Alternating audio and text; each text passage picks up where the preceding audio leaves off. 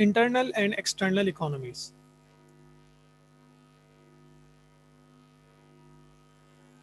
Large scale production enjoys two types of economies, external economies and internal economies.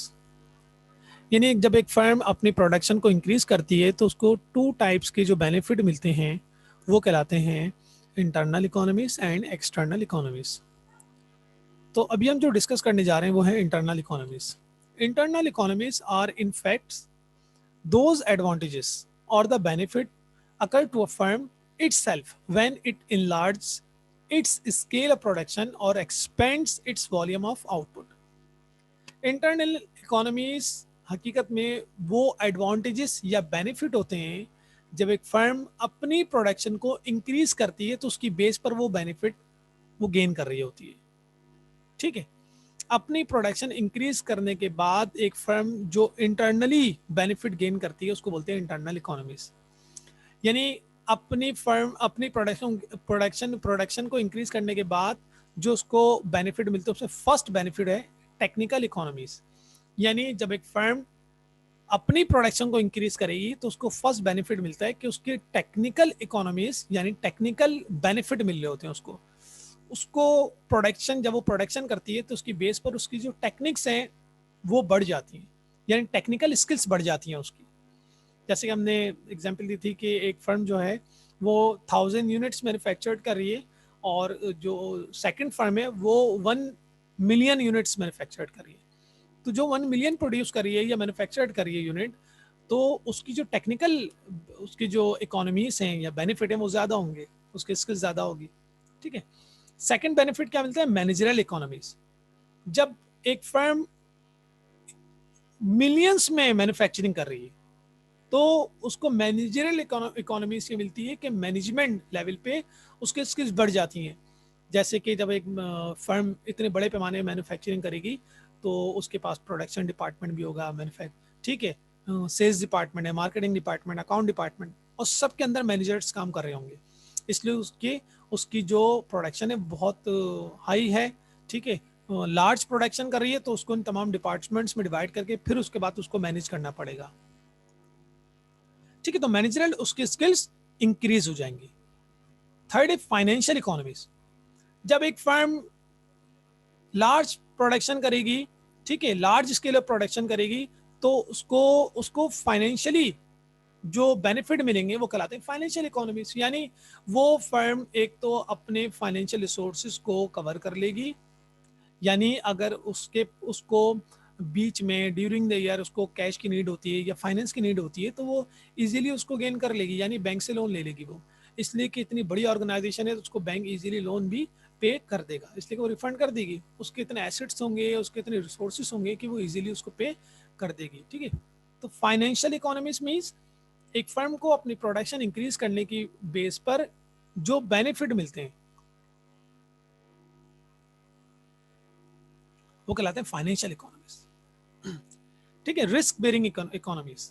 यानी एक firm जब अपनी production को इंक्रीज करेगी तो वो क्या करेगी? रिस्क को भी बेयर करेगी, यानी खतरात बेयर करेगी। यानी जो फर्म 1000 यूनिट्स मैन्युफैक्चर्ड कर रही है तो उसके लिए रिस्क कितना है। मगर जब एक फर्म या इंडस्ट्री जो है, फर्म की बात करें, फर्म जो है वो मिलियंस में बना रही है, यूनिट्स बना रही है, तो उसका मतलब है कि उसका रिस्क भी उसके हिसाब से ज़्यादा है, यानी ज़्यादा खतरात बर्दाश्त कर रही है वो। तो उसको ये इकोनॉमिक्स आएंगे कि वो किस तरह से अपने आप को सिक्योर रखना। यानी उसके पास ये बेनिफिट उसको मिलेंगे कि जब आप मिलियंस में मैन्युफैक्चरिंग कर रहे हैं तो फिर आपने किस तरह से अपने आप को प्रोटेक्ट करना है, किस तरह से सिक्योर रखना है, उसकी बेस पर आपने मैन्युफैक्चरिंग करनी है। हर तरह की सिक्योरिटी होनी चाहिए, वो क्रेडिट हो, चाहे वो क्या कहते हैं आपकी लाइफ से रिलेटेड हो, यानी जैसे कोई कंटीजेंसीज हो जाते हैं, हादसा हो जाते हैं, ठीक है, उससे रिलेटेड सिक्योरिटीज़ हों। तो हर तरह से अपने आप को सिक्योर रखेगी वो फर्म, उसके पास ये स्किल्स आ जाएंगी। Economies of buying and selling. ठीक है, जब वो उतने लार्ज प्रोडक्शन करेगी तो उसको बाइंग सेलिंग की भी क्या कहते हैं उसके पास स्किल्स होंगी कि किस तरह खरीदना है और कहाँ से खरीदना है और कैसे बेचना है और किस तरह सेल करना है उसको। ठीक है, how to convince the customer, कैसे कस्टमर को कन्वेंस करें, क्यों कन्वेंस करें कि वो हमारी गुड्स एंड सर्विसेज को वो बाय करें। तो आपको बाइंग एंड सेलिंग के बेनिफिट भी आपको मिल जाएंगे इसमें। Economics of efficient use of capital equipment, जब आप लार्ज प्रोडक्शन करेंगे तो आप क्या करेंगे, अपने कैपिटल इक्विपमेंट को एफिशिएंट यानी मैक्सिमम यूटिलाइजेशन करेंगे। यानी अगर आप बोलें कि हमारे पास एक फर्म है और उसमें जो है मशीन लगी हुई है, लेबर भी है, मगर मैन्युफैक्चरिंग होती है इतनी होती है कि उसमें 50% लेबर जो है काम कर रही होती है, या फिर हर लेबर थोड़ा थोड़ा काम कर रही होती है, यानी आप मैक्सिमम यूटिलाइजेशन ऑफ रिसोर्सेस नहीं कर रहे हैं।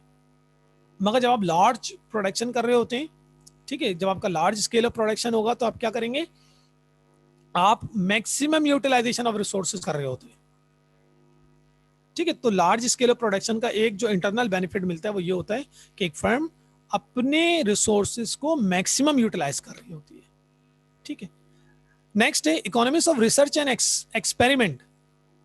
इंटरनली एक बेनिफिट ये भी मिलता है कि फर्म जो है वो क्या करती है, वो अपने बिजनेस को मजीद एक्सटेंड करने के लिए, अपने बिजनेस को बढ़ाने के लिए क्या करेगी, वो रिसर्च एंड डेवलपमेंट करेगी, रिसर्च एंड एक्सपेरिमेंट करेगी, रिसर्च भी करेगी और उसकी बेस पर उसके अंदर इनोवेशन लेकर आएगी और मजीद जो है अपनी सेल्स को, ठीक है, अपने प्रॉफिट को इंक्रीज करेगी। ठीक है, जैसे कि हमने एक कॉन्सेप्ट पढ़ा था ट्रेड ऑफ में कि आपकी रिसर्च जितनी ज़्यादा होगी उतना आपका प्रॉफिट ज़्यादा होगा। यानी आपने रिसर्च करने के बाद जो गैप है उसको फाइंड आउट कर लिया है, अब आप गैप पे काम करेंगे तो आपको मैक्सिमम प्रॉफिट मिल जाएगा। ठीक है, तो economics of research and experiment.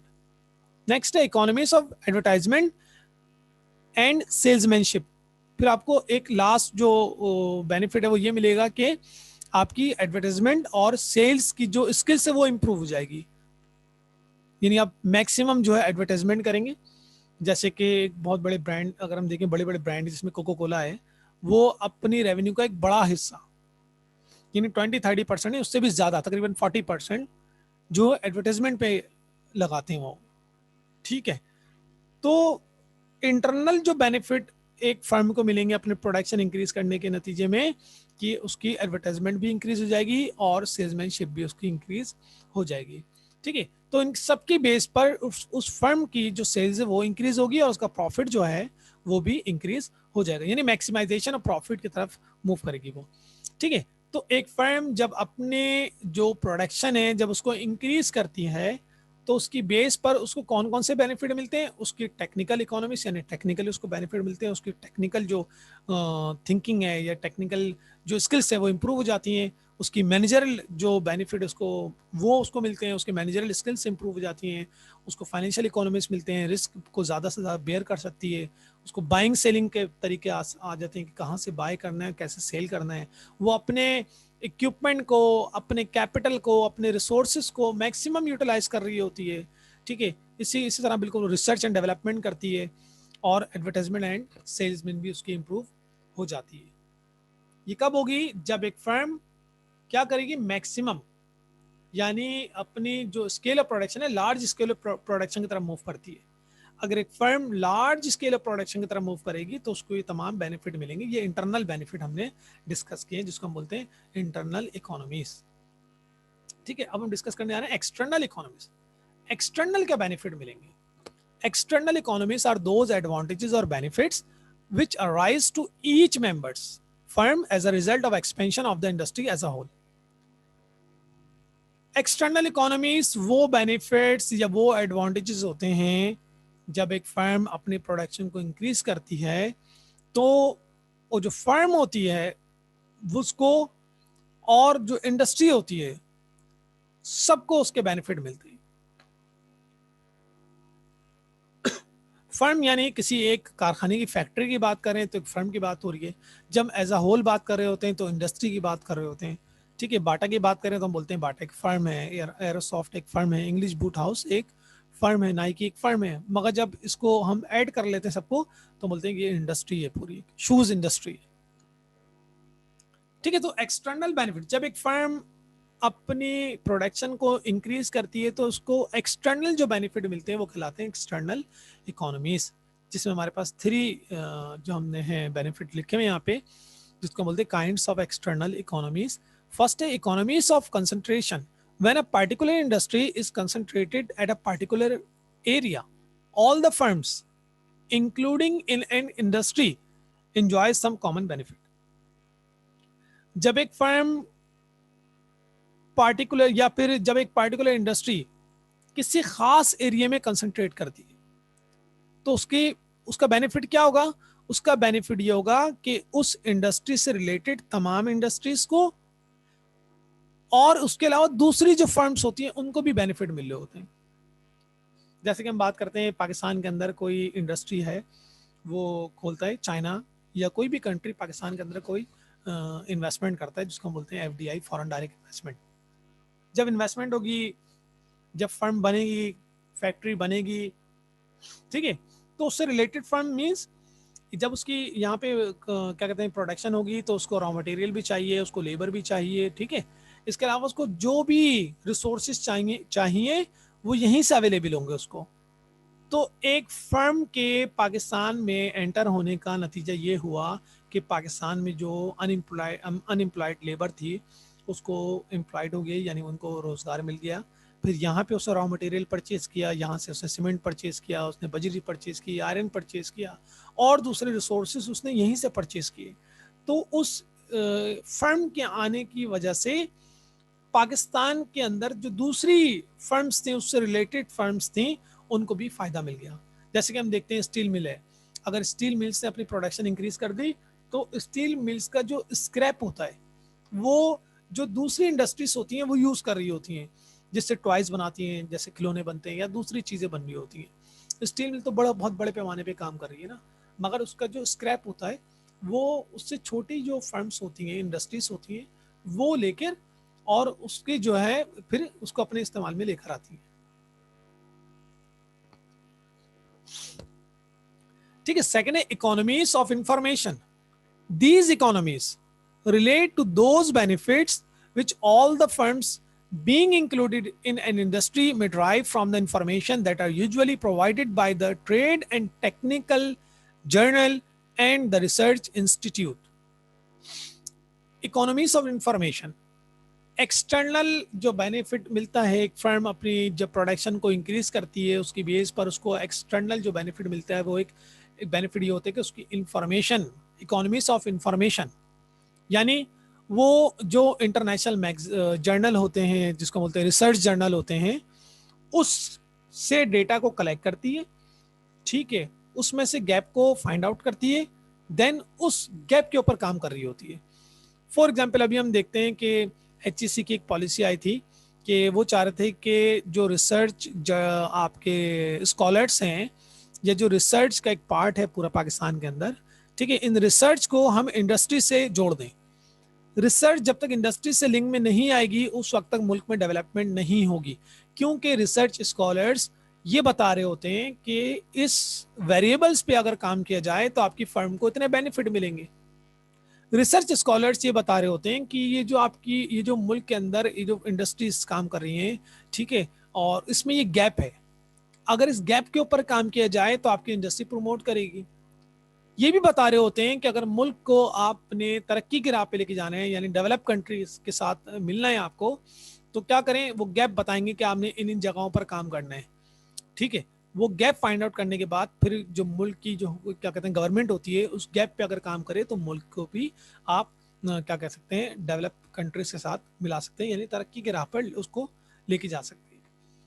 Economics of information means external benefit एक ये मिल रहे होते हैं फर्म को कि जो रिसर्च इंस्टीट्यूट होते हैं, रिसर्च स्कॉलर होते हैं, यानी जर्नल्स होते हैं, उसमें जो इंफॉर्मेशन होती है उसकी बेस पर भी कंपनी अपने आप को प्रमोट कर रही होती है। लास्ट क्या है, economies of specialisation. The process of the specialisation increase the efficiency of the firm which help in decreasing cost of production. Economies of specialisation means जब एक फर्म अपनी प्रोडक्शन को इंक्रीज करती है तो उसको क्या बेनिफिट मिलता है, उसको ये बेनिफिट मिल रहा होता है कि वो उस चीज में स्पेशलाइज्ड हो जाती है। यानी जब एक फर्म एक बड़े पैमाने पे अपनी जो प्रोडक्शन करती है, यानी लार्ज स्केल ऑफ प्रोडक्शन करेगी, तो उसको एक बेनिफिट ये मिलेगा कि वो जब एक चीज़ बार बार यानी अगर एक firm large scale of production कर रही है तो उसके नतीजे में उसकी क्वांटिटी और क्वालिटी दोनों इंक्रीज हो जाएगी। यानी मैं अगर आपकी बात करूं, आपको एक काम दिया जाए और आपको बोला जाए ये काम आपने बस छोटा सा काम ही है, आपको एक काम करना है, ठीक है। तो आप वो काम जब 24 घंटे, यानी 24 घंटे तो नहीं बोलेंगे हम, 8 से 10 घंटे जब आप दिन में वो काम करेंगे और आपकी जॉब ही यही है, तो एक वक्त ये आएगा कि आप उस काम में इतने ज़्यादा स्पेशलाइज्ड हो जाएंगे कि आप क्वांटिटी और क्वालिटी दोनों इंक्रीज हो जाएगी आपकी। आप ज़्यादा से ज़्यादा यूनिट बना रहे होंगे और बेस्ट यूनिट बना रहे होंगे, उसकी क्वालिटी भी उसकी जो है ना हाई क्वालिटी होगी, ठीक है, यानी स्टैंडर्ड होगा उसका। क्यों? इसलिए कि वो काम कर करके आप जो है स्पेशलाइज्ड होगा उस चीज़ की, ठीक है, स्पेशलाइजेशन आ गई आपके पास। तो जब एक फर्म अपनी प्रोडक्शन को इंक्रीज करती है तो उसकी बेस पर उसके पास स्पेशलाइजेशन आ जाती है, यानी वो उस चीज़ में स्पेशलिस्ट हो जाती है, ठीक है। तो हमने क्या डिस्कस किया, एक फर्म जब अपनी प्रोडक्शन को इंक्रीज करती है तो उसकी बेस पर उसको जो बेनिफिट मिलते हैं वो हमने डिस्कस किए, जिसमें हमने डिस्कस किया इंटरनल बेनिफिट और एक्सटर्नल बेनिफिट, जिसको हमने डिस्कस बोला कि इंटरनल इकोनॉमीज और एक्सटर्नल इकोनॉमीज के नाम से हमने उसको यहाँ पे डिस्कस किया, ठीक है। चल नेक्स्ट टॉपिक पे आते हैं, returns to a factor and returns to scale.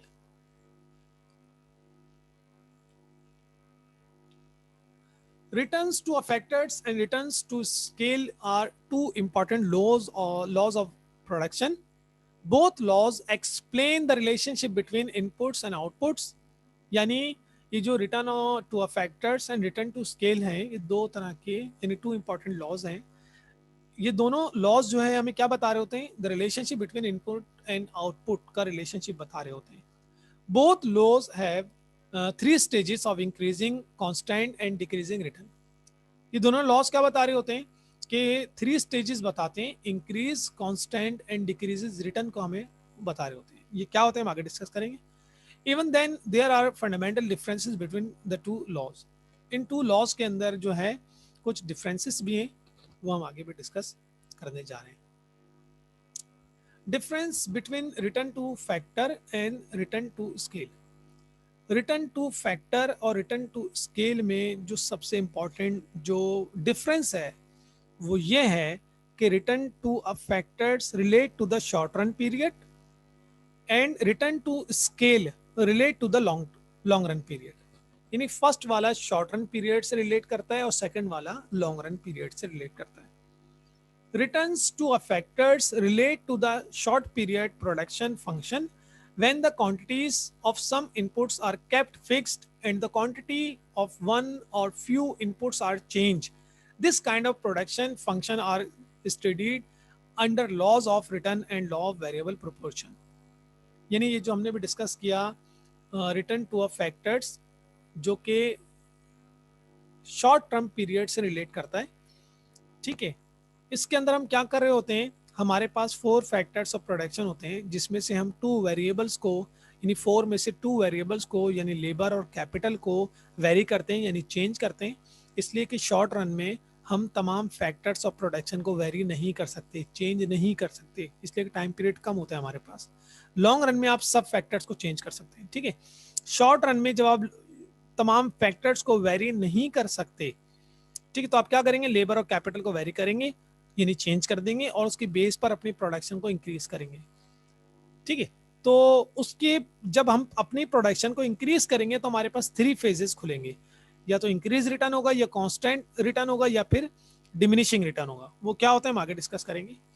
तो this kind of production function are studied under laws of return and law of variable proportion. तो दो तरह के लॉज होते हैं शॉर्ट रन के अंदर, एक होता है laws of return and law of variable proportion.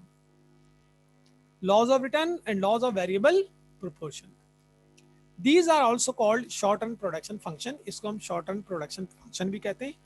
The short run is a period during which one or more factors of production are fixed in amount. जैसे कि अभी डिस्कस किया, जिसमें अब more factors, one or more factors of production यानी 2 factors of production को यानी labour land और ऑर्गेनाइजेशन को हम फिक्स्ड कर देंगे और लेबर और कैपिटल को हम चेंज करेंगे यानी इंक्रीज करेंगे और उसकी बेस पर हमें जो हमारी प्रोडक्शन इंक्रीज होगी या कांस्टेंट होगी या डिक्लाइन होगी, ठीक है, marginal production. There is no time to change plants और इक्विपमेंट ऑफ एन इंटरप्राइजेस। इसलिए कि हमारे पास टाइम नहीं होगा शॉर्ट पीरियड में कि हम प्लांट को, इक्विपमेंट को, ऑनर को, ऑर्गेनाइजर को, लैंड को चेंज कर सके, इसलिए कि शॉर्ट टाइम पीरियड में हमारे पास इतना टाइम नहीं होता। ठीक है, तो हमने क्या डिस्कस किया? Return to a factors relate to the short run period, the period in which labour and capital can be varied, जिसको हम वेरी कर सकते हैं। और फिर क्या होगा? इस बेस पर आपकी प्रोडक्शन जो है इंक्रीज हो जाएगी या कांस्टेंट होगी, और फिर बाद में जाके वो डिमिनिशिंग हो जाएगी। Next, return to scale. वो तो रिटर्न टू फैक्टर्स तो हमने डिस्कस कर लिया, वो तो शॉर्ट रन पीरियड है। ये रिटर्न टू स्केल क्या है? Return to scale relate to the long run period production function when a firm change its scale of production by changing one or more of its factors or the production function in which all inputs are changed। तमाम inputs change हो जाते हैं, यानी long run में land, labour, capital, organisation, चारों factors of production change हो जाते हैं। This forms the subject matter of the law of return to scale. These are also called long run production function. The long run is a period during which all factors become variable। जैसे कि अभी हमने discuss किया, long run period वो period होता है जिसमें आपके तमाम फैक्टर्स जो हैं वो वेरी हो जाते हैं, यानी चेंज हो सकते हैं। A new plant can be constructed in place of an old one. यानी आप लॉन्ग रन पीरियड है, यानी आपके पास एक साल से भी ज़्यादा टाइम पीरियड है, तो आप जो है न्यू प्लांट भी बना सकते हैं, यानी आप नई बिल्डिंग बना सकते हैं, नई फैक्ट्री बना सकते हैं। ठीक है, नया प्लांट इंस्टॉल कर सकते हैं, कंस्ट्रक्शन कर सकते हैं। क्यों? आपके पास टाइम पीरियड ज्यादा है, लॉन्ग टाइम पीरियड है। ठीक है, तो कितने हो गए ये? क्या हमने डिस्कस किया? Difference between return to factor and return to scale. Return to factor means short run, return to scale means long run. Return to factor में कितने कॉन्सेप्ट आ रहे हैं? दो कॉन्सेप्ट हैं, एक है laws of return and law of variable proportion.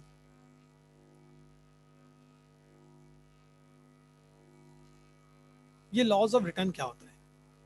If the quantity of one or more factors of production are kept constant, if the quantity of one or more factors of production are kept constant, जैसे कि अभी हमने discuss किया कि हम land और organisation को constant कर देंगे, while the quantities of other factor means capital and labor are gradually increases, in the result to a certain point marginal output increase, then constant and finally decline। जब आप four factors of production में से two factors of production को, यानी land और labour को constant रखेंगे, ठीक है, और लैंड और ऑर्गेनाइजेशन को सॉरी कांस्टेंट रखेंगे, और लेबर और कैपिटल को इंक्रीज करेंगे, तो उसकी बेस पर आपकी जो प्रोडक्शन है वो क्या होगी? वो उसके थ्री फेजेस हमारे सामने आएंगे। वो इंक्रीज होगी, देन कांस्टेंट होगी, एंड फाइनली डिक्लाइन हो जाएगी। ठीक है, नेक्स्ट क्या है? when land, labor, capital and organization are combined together in various proportions, three different situation arise। जब land, labour, capital and organisation को जब आप कंबाइन कर रहे होते हैं वेरियस प्रोपोर्शन में, तो हमारे पास थ्री सिचुएशंस आती हैं।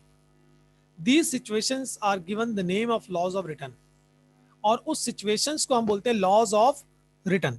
ठीक है, तो पहले तो क्लियर कर लें, हम शॉर्ट रन डिस्कस कर रहे हैं, शॉर्ट रन में फर्स्ट वाला कॉन्सेप्ट डिस्कस कर रहे हैं, लॉज ऑफ रिटर्न। इसके बाद डिस्कस करेंगे लॉ ऑफ वेरिएबल प्रोपोर्शन। तो लॉज ऑफ रिटर्न में हमारे पास थ्री जो फेजेस आते हैं वो कौन कौन से होते हैं? फर्स्ट होता है लॉ ऑफ इंक्रीज रिटर्न, या जिसको हम बोलते हैं law of diminishing cost. Second होता है लॉ ऑफ कांस्टेंट रिटर्न, ये जिसको हम बोलते हैं law of constant cost. Third हमारे पास होता है लॉ ऑफ डिमिनिशिंग रिटर्न, जिसको बोलते हैं लॉ ऑफ इंक्रीज कॉस्ट। ठीक है, तो इसके हम ग्राफ देख लें जरा। ये देख, लॉज ऑफ रिटर्न के ग्राफ ये आपके सामने, कि आपने जब एक लेबर और कैपिटल इंक्रीज किया, एक लेबर लगाई, तो आपको मार्जिनल प्रोडक्शन मिली है 5। इसी तरह आपने लेबर इंक्रीज की, आपकी एमपी बढ़ गई, यानी मार्जिनल प्रोडक्शन आपकी इंक्रीज हो गई। फिर आपकी लेबर इंक्रीज हुई, फिर आपकी जो है एमपी इंक्रीज हो गई, फिर नंबर फोर्थ लेबर लगाई तो भी आपकी जो प्रोडक्शन थी इंक्रीज हो गई। अच्छा, नंबर 5 पे आपकी प्रोडक्शन इंक्रीज नहीं हुई है, वो कांस्टेंट है। वो क्यों है? इसलिए कि आपके पास जो रिसोर्सेस हैं, यानी लैंड है, वो जो जगह है, वो जो लोकेशन है, वो जो फैक्ट्री है, वो स्पेस आपके पास लिमिटेड है। ठीक है। लिमिटेड स्पेस में लिमिटेड स्पेस में आपके पास 6 मशीन आप इंस्टॉल कर सकते थे। 3 मशीन्स आपके पास थी, आप काम कर रहे थे, या 4 मशीन। ठीक है। तो 3 मशीन्स थी, आपने 4th मशीन लगा दी, फिर 5th लगा दी, फिर 6 मशीन लगा दी आपने, तो आपकी प्रोडक्शन बढ़ गई। अब 7th मशीन जब आप उधर इंस्टॉल करेंगे, पहली बात तो इंस्टॉल नहीं हो सकती, आपके पास स्पेस नहीं है। जब स्पेस नहीं है तो आप 7th मशीन तो इंस्टॉल नहीं कर सकते, तो आपकी प्रोडक्शन भी इंक्रीज नहीं होगी। ठीक है।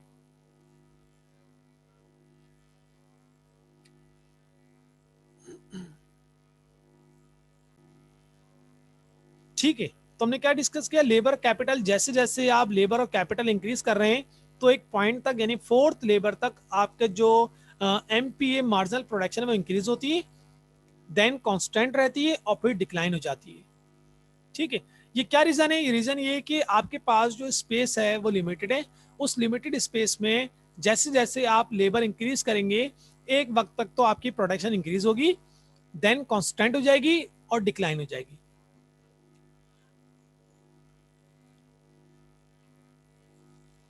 अच्छा, बिल्कुल इसी तरह अगर एमसी की बात करें, मार्जिनल कॉस्ट की बात करें, तो मार्जिनल कॉस्ट में हम देख रहे हैं जैसे जैसे आपके नंबर ऑफ लेबर इंक्रीज हो रहे हैं, आपकी कॉस्ट डिक्रीज हो रही है।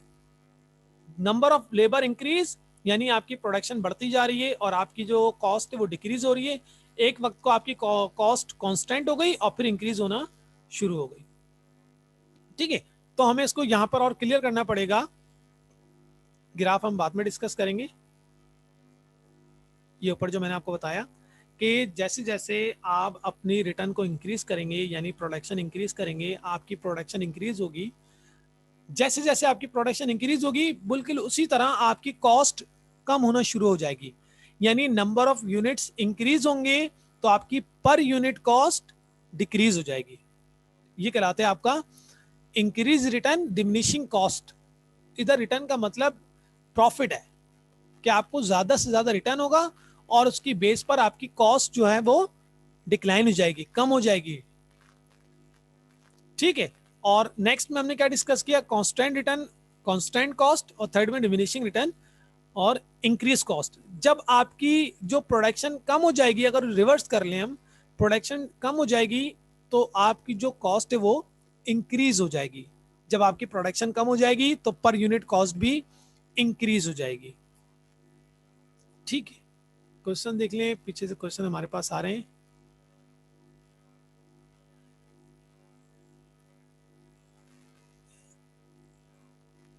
MP means marginal production and MC means marginal cost। ये MP है, ये MC है। मार्जिनल प्रोडक्शन मीन्स जैसे जैसे आप लेबर और कैपिटल को इंक्रीज करेंगे, आपकी MP इंक्रीज हो जाएगी। MP कैसे इंक्रीज होगी और MC किस तरह से, ये जो पूरा टेबल है किस तरह बनाए, ये हम इंशाल्लाह नेक्स्ट क्लास में इसको दोबारा डिस्कस कर लेंगे। ग्राफ भी मैं आपको नेक्स्ट क्लास में ही समझा दूंगा। ठीक है। तो अभी आप इस स्लाइड को जो है यहां तक के क्लियर करें बस, यानी लॉज ऑफ रिटर्न। यहां तक क्या क्लियर करें कि लॉज ऑफ रिटर्न यानी शॉर्ट टर्म की बात हो रही है। ठीक है। इसमें हम क्या डिस्कस करें कि अगर हम शॉर्ट रन के अंदर 4 फैक्टर्स ऑफ प्रोडक्शन होते हैं, लैंड, लेबर, कैपिटल, ऑर्गेनाइजेशन। उन 4 में से लेबर और कैपिटल को अगर वेरी करें तो लेबर और कैपिटल को वेरी करें और लैंड और ऑर्गेनाइजेशन को कांस्टेंट कर दें, तो उसकी बेस पर हमारे पास 3 कंडीशंस आती हैं: इंक्रीज रिटर्न, कांस्टेंट रिटर्न और डिमिनिशिंग रिटर्न। ठीक है। इसको मैं नेक्स्ट क्लास में मजीद एक्सप्लेन करूंगा, और इसका ग्राफ और शेड्यूल भी हम नेक्स्ट क्लास में डिस्कस करेंगे। ठीक है। इसलिए कि अभी टाइम जो हमारे पास 2 मिनट्स हैं, हम क्वेश्चन ले लें, जो हमने अभी डिस्कस किए उसके क्वेश्चन ले लें।